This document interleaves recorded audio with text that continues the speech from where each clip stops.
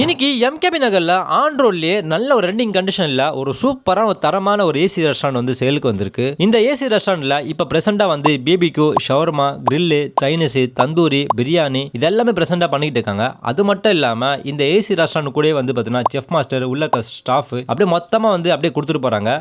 இந்த கடையோட சைஸ் என்ன, ரெண்ட் எவ்வளோ, அட்வான்ஸ் எவ்வளோ, அதே மாதிரி இப்போ நீங்கள் பார்க்குறீங்களா உள்ள இருக்க இன்டீரியரு, எக்யூப்மெண்ட்ஸு, மெட்டீரியலு, அதே மாதிரி உள்ள இருக்க ஸ்டாஃப் எல்லாமே வந்து அப்படியே மொத்தமாக கொடுத்துட்டு போகிறாங்க. அதோட ப்ரைஸ் என்ன எல்லாமே டீட்டெயிலாக சொல்கிறேன், நோட் பண்ணிக்கோங்க.